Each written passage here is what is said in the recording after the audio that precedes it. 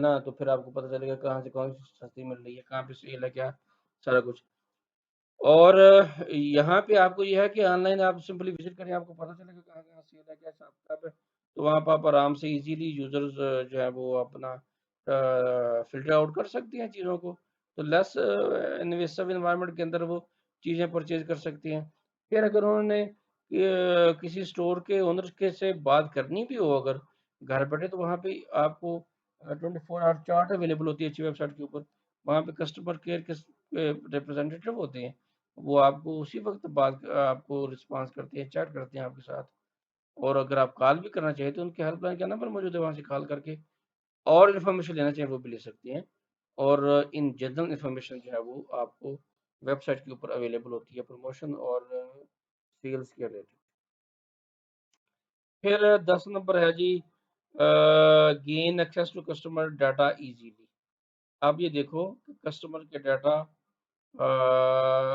Easily आप access कर सकते हैं। उसका क्या मकसद है? One of the best e-commerce advantage that you can easily gain access to data for analysis on your customer. आपके कस्टमर का एनालिसिस करने के लिए आपके पास डाटा मौजूद है, तो आप देख सकते हैं कि किन कस्टमर ने कितनी चीज़ें ज़्यादा खरीदी हैं, क्या ट्रेंड चल रहा है, कस्टमर्स के व्यूज़ क्या हैं, इस तरह की चीज़ें आप जज कर सकते हैं। Most people feel uncomfortable giving away email address और postal code to physical retailers.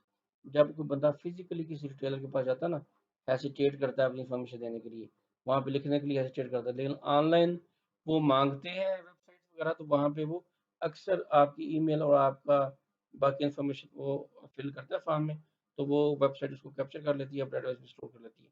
तो वो डाटा उनके पास मौजूद है, तो वो आपको टारगेट कर रही हैं और आपका एक्सपीरियंस भी ले रही हैं कि आप किस तरह की चीज़ें खरीदना चाहते हो। In e-commerce you can get your customers name, mailing address, email address and phone number. That means you have at least 3 different ways to communicate and build a relationship with them.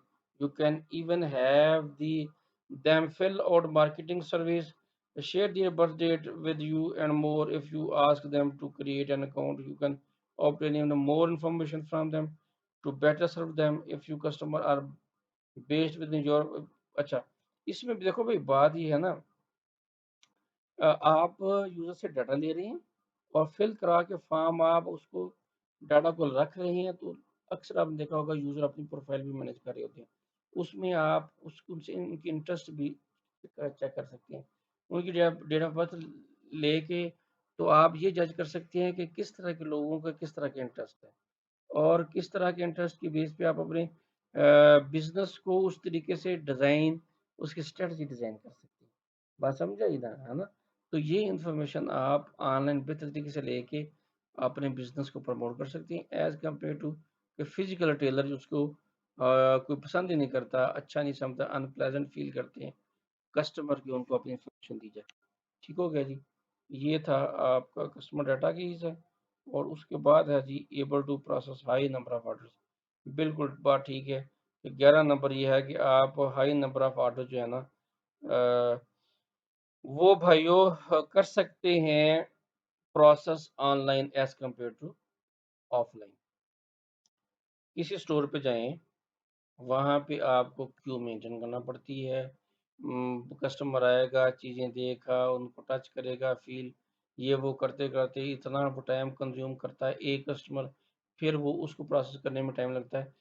Online आप देखें तो customer ने चुन-वुन करके पसंद कर लिया, टिक किया, आपका ऑर्डर विदिन अ सेकंड पहुँचा है और उसी वक़्त क्विकली आपका ऑर्डर प्रोसेस होना शुरू हो गया। हाँ, ये बात है कि शिपिंग में टाइम लगेगा, वो अलग बात है, लेकिन ऑर्डर प्रोसेसिंग में वो टाइम नहीं लगेगा जो आपको ऑफ़लाइन जाके किसी मॉल के अंदर जो आपको करना पड़ता है ना, वो आपका टाइम सेव होता है।